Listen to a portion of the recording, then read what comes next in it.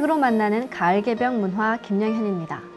다시 보는 우리 민족 1부에서는 민족주의에 대한 새로운 인식과 우리 민족의 형성 과정에 대해 알아봤는데요. 오늘은 지난 시간에 이어 동국대학교 다르마 칼리지 윤명철 교수님을 모시고 한민족의 근원과 정체성에 대해 알아보는 시간 가지겠습니다. 교수님 안녕하세요. 네, 안녕하세요. 네, 지난 시간엔 교수님께서 새롭게 규정하신 민족 개념을 통해 우리 민족의 진면목을 인식할 수 있었는데요. 네. 이번 시간엔 한민족의 근원과 정체성에 대해 알아보겠습니다. 네.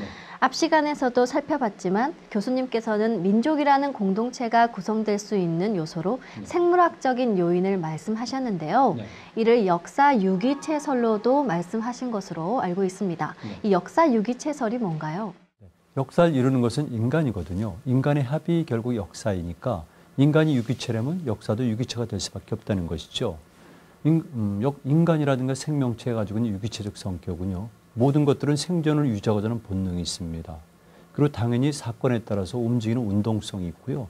거기에 따라서 변화도 생기게 됩니다. 이런 것들이 모여서 한 인간과 또는 집단이 존속하잖아요. 그런 의미에서 볼 때 역사라는 것도 자의식에 충실해야 되고 그리고 생존을 유지해서는 때때로 공동체의식을 강화시켜야 되고 이렇게 해서 끊임없이 변증법적 발전하는 것을 역사 유기체라고 부르는 겁니다. 다만 역사 유기체라는 용어를 썼을 경우에는 생물학적 요인이 강조가 되다 보니까 혹시나 우리가 흔히 말하고 있는 19세기까지 있었던 인종주의라든가 서구 중심주의적인 생각으로 오해될 수는 있습니다. 그런데 최근에 들어서는 말 그대로 유기체에 대한 생각들이 많이 바뀌어지고 있고요. 그러다 보니까 이제는 어쩔 수 없이라도 역사는 유기체란 말을 사용할 수밖에 없는 것이죠.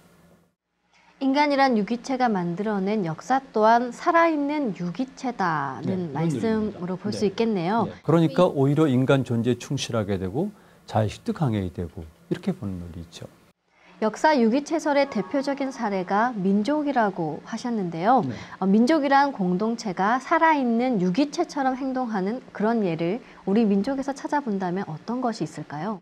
예를 들게 되면 유기체라면 당연히 생존을 유지해야 되거든요. 그랬을 경우에 민족 같은 경우는 공동의 생존 구조를 가졌어요. 그래서 본인에게는 피해가 될지라도 한 집단을 위해서 자기를 희생할 수 있는 것, 그다음에 현재도 중요하겠지만 미래를 위해서 당대를 희생할 수 있는 것, 이런 것들은 우리가 한 개인이라든가 한 가족에서 드러날 수가 있는데 우리 같은 경우는 가족 공동체 확장으로서의 민족이기 때문에 언제든지 후대를 위해서 현대를 희생할 수도 있고 뭐 이런 것들이 많이 드러나고 있습니다. 다른 집단의 경우도 그렇지만 우리 집단 같은 경우는 모든 사람들을 하나의 가족으로 보고 있기 때문에 이런 의식이 매우 강렬하게 드러나고 있죠.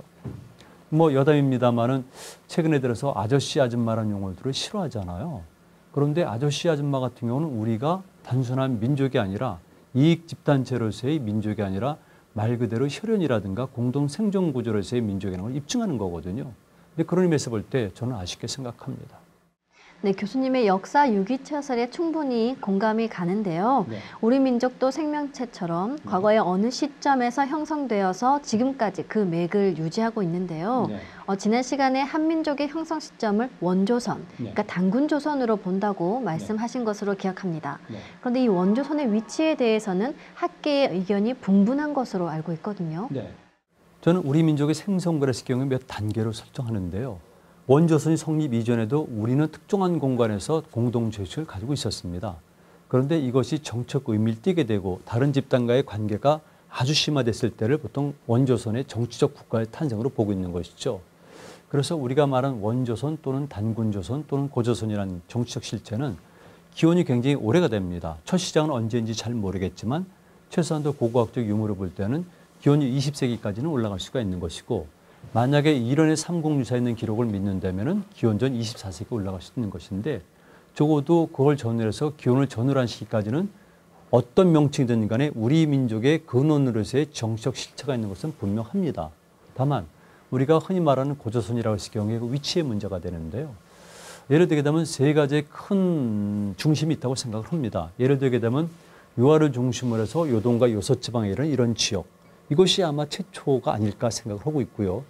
그다음에 이제 두 번째가 우리가 흔히 말하는 대동강을 중심으로 한 지역인데요.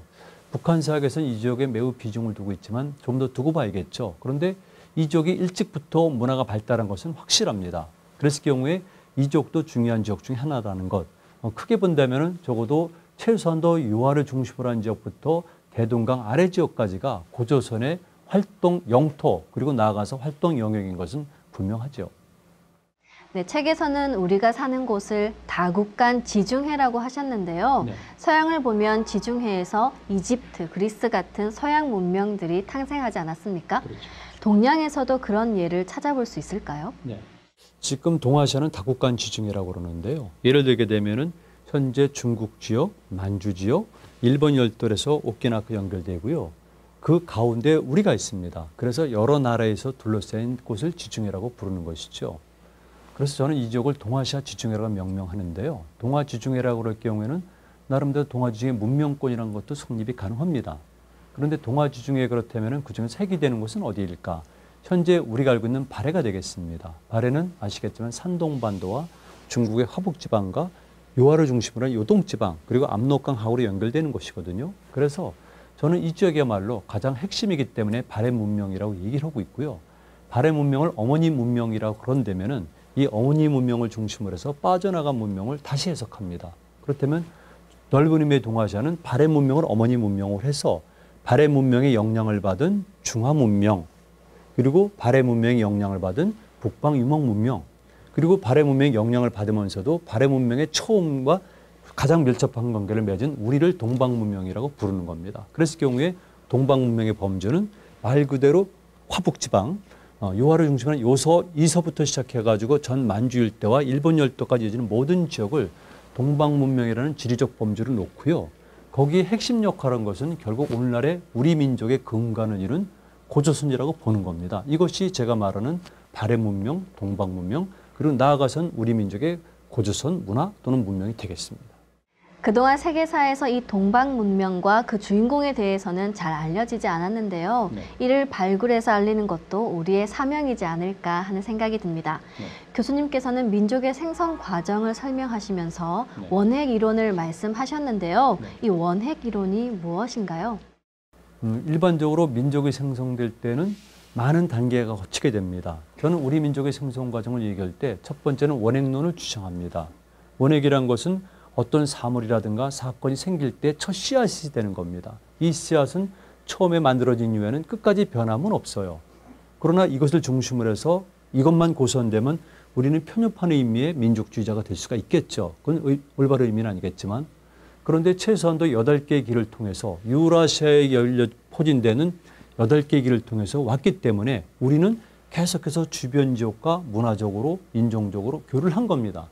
그래서 저는 원핵 플러스 8개의 루트 그랬을 경우에 그래도 문화의 다양성과 개방성이 있지만은 끝까지 민족의 핵심이 되는 정체성과 자의식은 잃어버리지 않았다는 것. 이것이 우리 문화의 가장 큰 특성이 되는 것이죠. 그럼 과거 어느 시점을 원핵의 시작점으로 삼아야 할까요? 제가 좀 전에 말씀드렸습니다만 선사시대부터의 어떤 일정한 기간부터 우리를 이루는 원핵은 있었지만 흔히 말하는 정치적인 역사적 의미의 원핵은 최초의 정치체인 조선의 건국이라고 볼 수가 있습니다. 이것이 최초의 원핵이고요. 그다음에 이 원핵이 깨지는 것이 결국은 흔히 말하는 한나라의 전쟁에서 패배한 것이거든요. 그다음에 생성된 것이 바로 2차 원핵이 되겠습니다. 원조선 공동체에서 1차 원핵이 형성되었다고 하셨는데요. 네. 그럼 2차로 원핵이 형성된 것은 언제인가요? 네, 1차 원핵은 우리가 좀 더 크게 생성이 되다가 결국 다른 문화권과의 대결에서 일단 패배했습니다. 그러다 보니까 일체는 깨져나갔기 때문에 그때 깨져나간 다음에 생겨진 또 조그만 정치체들을 흔히 말하는 열국시대라고 얘기를 한 겁니다. 열국이란 것은 다양한 소국들이 이렇게 나열되어 있는 것을 말하거든요. 그래서 열국시대가 됐으니까 당연히 이 열국을 통일하는 작업이 필요하겠죠. 이 통일 작업이 이루어지는 것이 흔히 말하는 고대 국가의 생성과 직접 연결이 됩니다. 그래서 고구려를 중심으로 해서 즉 고구려 전성기 때는 예전의 고조선의 영토와 고조선의 문화와 고조선의 자긍심과 역사를 그대로 받아들였고 복구했기 때문에 고구려의 전성기를 저는 2차 원핵이 생성됐다고 보는 것이죠. 그러나 2차 핵 같은 경우는 1차 원핵에 비해서는 보다 다양하고 국제성 있는 것은 사실입니다. 열국시대 이후에 고구려, 백제, 신라, 가야 등 이 사국시대가 열리지 않았습니까? 그렇죠. 이때에도 우리 민족의 원핵이 형성되었다고 볼 수 있는 건가요? 저는 2차 핵의 생성을 그렇게 보는 겁니다. 다만 2차 핵이 강고하게 만들어진 것은 고구려 전성기가 되는데요. 왜 그러냐면 고구려 전성기 때는 핵심 지역을 중심으로 해서 예전에 고조선의 영향권 내지는 문화권을 다 장악을 하게 됩니다.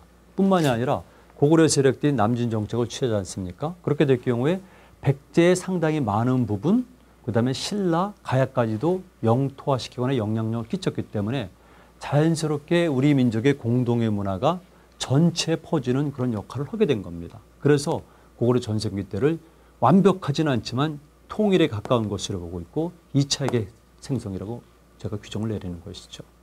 지금까지 우리 민족의 원핵이 형성되는 과정을 살펴봤는데요. 네. 이제 원핵의 내용인 우리 민족의 민족성과 정체성에 대해 알아봤으면 합니다. 네. 교수님, 요즘 외국에서 우리 민족 하면 빨리빨리로 대표되고 있지 않습니까? 그렇죠. 이게 좋은 인상도 주지만 경우에 따라서는 나쁘게 인식되기도 하는데요. 네. 마찬가지로 우리 민족의 민족성 하면 좋은 점보다는 나쁜 점이 더 많이 부각되고 있는 것 같습니다. 네, 사실이 그렇습니다. 우리 스스로도 그런 측면이 강했고요. 특히 조직적으로 이렇게 된 것은 일본에 의한 식민사관 때문에 그렇습니다. 일본인들은 우리 민족성을 재규정했는데요. 이를테면 우리를 반도민족이라고 그랬습니다. 그러다 보니까 당연히 사대성을 띄울 수밖에 없고요. 그다음에 역사를 능동적으로 발전시키는 것이 아니라 타율적으로 역사를 이뤄갔다고 얘기를 했고요. 그다음에 조금 전에 빨리빨리라 말씀하셨는데 원래는 일본인들이 우리에게 된 우리 민족은 정체되어 있다. 움직이지 않는다. 이런 식의 평가를 했는데 이런 것들이 다 우리를 나쁘게 본 겁니다. 또 있습니다. 예를 들게 되면 우리 민족은 당파성이 강하다. 그래서 사색 당파를 의도적으로 부각시켜서 우리들에게 가르쳐왔던 겁니다. 그 외에도 일본인들이 우리에게 적용한 것은 너무나 많이 있습니다. 그런데 그런 것들은 사실로 보더라도 옳지 않습니다. 그런 의미에서 우리는 우리 스스로가 우리 민족의 정체성, 우리 민족의 민족성 이런 것들을 다시 찾아보고 규정할 필요가 있는 것이죠. 그동안 우리가 우리 스스로 평가하지 못하고 남들이 나쁘게 평가한 것에 너무 집착한 것이 아닌가 하는 생각이 드는데요. 네. 하지만 우리 민족의 정체성에 대해서 고민하신 분들도 많이 계셨던 걸로 알고 있습니다. 네. 그래서 많은 분들이 말씀하셨는데요. 예를 들게 되면은 우리 민족이 가진 그 광명사상, 빛의 사상을 강조하신 최남선 선생도 계시고요. 그다음에 단재 신채호 선생 같은 경우는 난가사상이라고 그랬습니다. 그리고 예를 들면 조선심이라든가 그다음에 정인보 선생 같은 경우는 어리란 말씀도 하셨는데요. 이런 식으로 해서 우리 민족의 정체성을 찾으려는 노력을 부단히 해왔습니다. 그런데 이제 제가 꼭 드리고 싶은 말씀은 그분들의 이런 작업을 그 당시 때 역사학자라든가 그 이후의 역사학자들이 남북을 막론하고 이분들이 주장한 것은 지국이 관념적이기 때문에 오히려 추상적이고 현실에서 떨어진다고 비판을 했습니다. 그런데 제 입장에서는 정반대인데요. 오히려 그들이야말로 그 시대 가장 중요한 문제를 우리가 짚었다고 보고 있고요. 결과적이고 또 사실이지만 실질적으로 이런 주장을 한 분들은 독립전쟁의 현장에 있었던 분들입니다. 단재 신채호 선생이라든가 배감 박은식 선생, 그다음에 등등 정인보 선생 이런 분들은 직접 독립전쟁을 벌이면서 이런 역사책을 내린 것이고요. 정작 현실에 부응하면서 일본의 식민사관에 많이 동조하거나 또는 그 이론을 수용했던 분들은 정작 독립전쟁이라든가 독립운동이라든가 민족을 위해서 하는 게 아니거든요. 그랬을 때 실제적으로 누가 더 추상적이고 누가 관념적인가 이건 명약관하게 드러나는 겁니다. 그래서 저는 그분들에 대한 평가가 잘못됐다고 보고 있는 것이고요. 제 나름대로 이제 민족성을 규정하면은 저는 우리 민족이 굉장히 자의식이 강했다고 생각을 합니다. 원조선인 단군 조선 시대부터 우리는 수천 년간 강인한 민족성을 형성해 왔는데요. 네. 그와 같은 정체성을 상실한 것이 일제의 식민사관 때문이라고만 보기에는 좀 무리가 있는 것 같습니다. 그렇습니다. 네. 또 다른 이유가 있나요? 네. 실질적으로 우리는 굉장히 강인한 민족인데요. 제가 가끔 예를 드는 겁니다만은 지구상에서 가장 막강한 군사력을 가진 집단은 흔히 말하는 유럽, 유라시아적에 있는 초원의 유목민족들입니다. 그들과 국경을 접하고 있는 것이 바로 고구려를 비롯한 우리 민족 세력이거든요. 당시 고구려는 대단히 강인한 민족이라는 것이죠. 그런 의미에서 볼 때 역시 백제나 신라도 똑같은 것이죠. 그런데 다만 조선시대에 들어오게 되면 이것이 문제가 발생하게 됩니다. 조선은 건국 과정도 사실은 적극적이지 못한 데다가 조선의 건국을 정당화시키고 지배한 것은 결국 성리학자들이거든요. 성리학자들은 성리학이란 이데올로기로 기반으로 한 말 그대로 지식인 계급들입니다.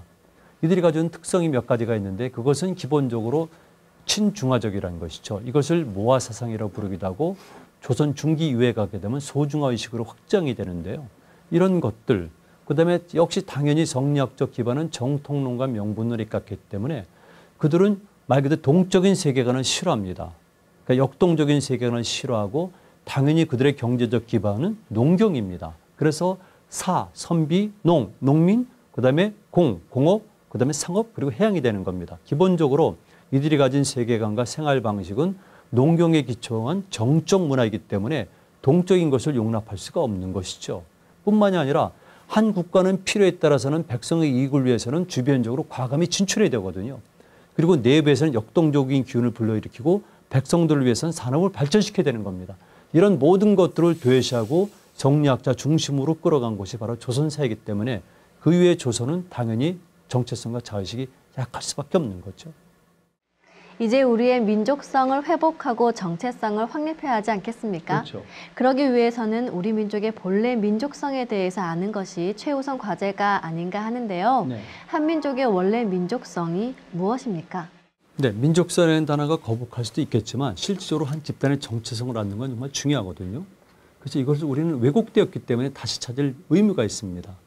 그랬을 경우에 사료를 통한 것도 있지만은 현재 남아있는 우리 민족의 특성이라든가 성격이라든가 행동 양식, 그에도 많은 것들이 남아있기 때문에 이런 것들을 통해서 자꾸 재구성해야 됩니다.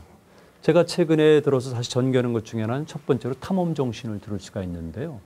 탐험이란 것은 단순하게 우리가 산에 오르거나 동굴을 탐험하거나 바다를 항해하는 것이 아니라 인간이 가진 통념을 극복하고 한계 상황을 극복하는 것이 탐험이라고 봅니다. 그렇다면은 우리 민족 같은 경우는 실제적으로 원액은 여기 있습니다만 나머지 8개의 루트를 통해서 온 사람들의 집합체가 우리 민족이고 우리 민족 문화거든요. 그랬을 경우에 이렇게 첫 출발해서 여기까지 온 사람들이 가지고 있는 그 세계관이라든가 정신과 행동력을 무엇으로 설명할까?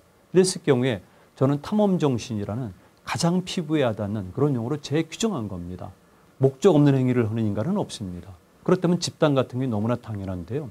예를 들게 되면 길게는 수천 킬로미터가 될 수가 있고요. 짧게는 수백 킬로미터가 되는데 그들이 그런 곳에서 일상의 상황을 탈피하고 이 지역까지 온 사람들의 그 정신을 서양인들이 말하는 개척정신이라든가 모험정신보다 더 뛰어나다고 보고 있고 그래서 제가 탐험정신이라는 용어로 재규정합니다. 특히 이런 용어를 쓰는 이유 중에 하나는 우리 문화는 대부분 정적이라고 생각하고 있습니다. 성리학적 세계관에 의해서 그리고 일본인들이 주입시켰기 때문에 정체적이고 탈성이 있다는 것.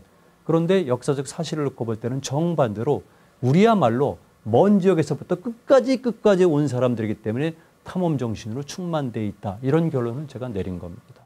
지금처럼 민족에 대한 자긍심이 부족한 시점에서 자의식을 회복하는 것이 무엇보다 중요하다는 생각이 듭니다. 네. 이 외에도 우리 민족성의 특징이 있다면 무엇이 있을까요? 네, 저는 자의식에 관해서 조금 더 말씀드리고 싶은데요.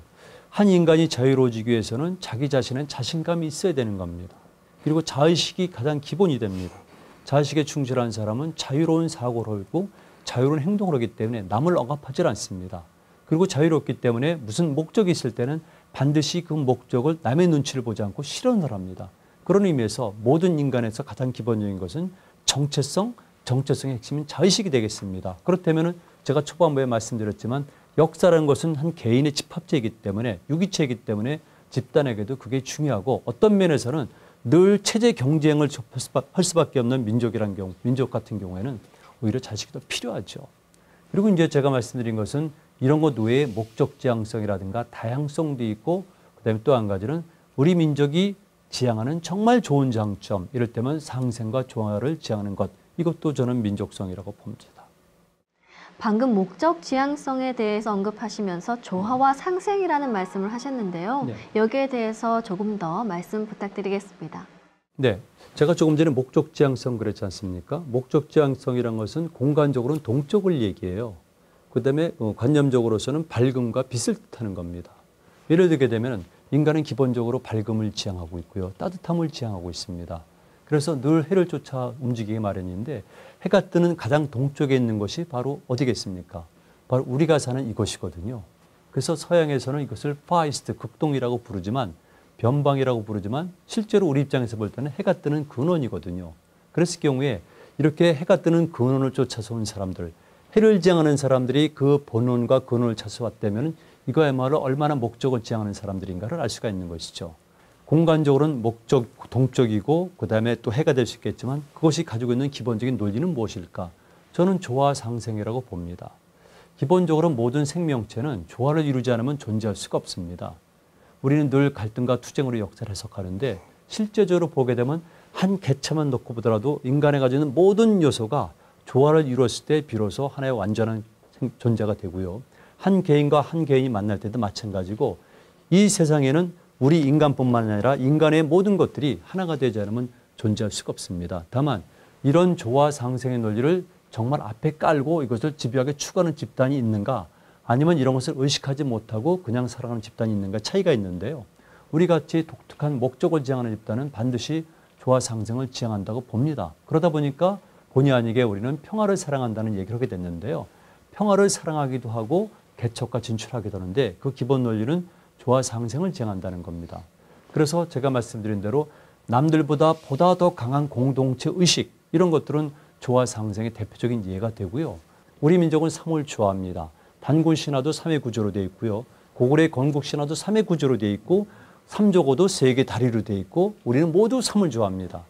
특히 아기를 낳았을 때는 3일에 동안 검줄을 달기도 하고 그다음에 또 우리가 산이라든가 아니면 바다라든가 하늘에 제사를 지낼 때도 밥을 3그릇씩 떠놓고 저승사자가 올 때도 집신을 3켤레씩 놓고 이렇게 3을 좋아하는데 기본적으로 3이라는 것은 균형과 조화, 즉 상생을 지향하기 때문에 그렇습니다. 이런 의미에서 저는 우리 민족의 특성에서 가장 중요한 것이 조화 상생이라고 생각합니다. 그리고 이것이야말로 현재 21세기 인류 문명이 당면한 문제이고요. 이랬을 경우에 인류 문명의 새로운 담론으로서 만약에 강한 공동체의식, 우리말로 표현하게 되면 조화 상생을 추구한다면은 그렇다면 당연히 우리의 할 역할이 생기는 것이죠. 원래 우리는 상생을 추구한 민족이고 집단이기 때문에 21세기 새로운 문명, 21세기 세계화가 바라는 그런 논리도 제공할 수가 있다는 것이죠. 그런 의미에서 저는 우리 민족의 역할, 즉 한민족 역할론을 주장합니다. 이것이 제가 주장하는 우리 민족의 다시 보는 우리 민족에서 담고자 하는 내용입니다. 광명의 상징인 해를 좇아 생명의 근원인 동방 땅으로 이동해온 우리 민족의 사명이 조화와 상생의 세상을 여는 데 있다는 말씀에 크게 공감이 갑니다. 지금까지 윤명철 교수님을 모시고 다시 보는 우리 민족에 대해 알아봤는데요. 마지막으로 정리 말씀 부탁드리겠습니다. 네, 그동안 우리 민족의 역사에 관해서는 많은 견해들이 있었습니다. 그런데 그것 중에 상당히 많은 부분은 우리 스스로가 아니라 남의 기록에 의해서 그리고 우리 스스로가 아니라 다른 사람들의 또는 다른 집단의 연구에 의해서 규정이 되어 온 것이죠. 최근에는 동북공정을 통해서 좀 더 심각하게 왜곡이 되고 있습니다. 이제는 우리의 눈으로 우리의 역사를 그리고 우리의 가슴으로 우리의 역사를 그리고 우리의 언어로 우리의 역사를 표현할 필요가 있습니다. 그중에서도 역사의 가장 핵심인 민족의 정체성이라는 것은 매우 중요합니다. 그런 의미에서 저는 다시 보는 우리 민족이라는 그 타이틀을 통해서 민족주의 이론과 민족주의 생성 과정을 살펴보고 그리고 정작 우리는 무엇인가라는 질문을 던진 후에 우리 민족성과 우리 민족의 생성 과정을 제 나름대로의 이론을 가지고 살펴봤습니다. 네, 지금까지 소중한 말씀 감사드립니다. 네, 고맙습니다.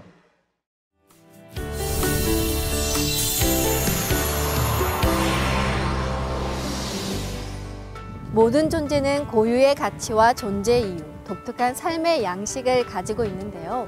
각 존재의 개성이 살아있을 때 전체의 생명력도 발전할 수 있습니다. 민족도 마찬가지인데요. 각 민족의 역사와 고유한 문화가 최대로 발현될 때 세계화가 빛을 발할 수 있습니다. 지금은 세계사와 문명사에서 우리 민족의 역할을 새롭게 모색해야 할 때인데요. 진정한 한민족의 정체성을 찾아 조화와 상생의 세상을 열어나가기를 소망합니다.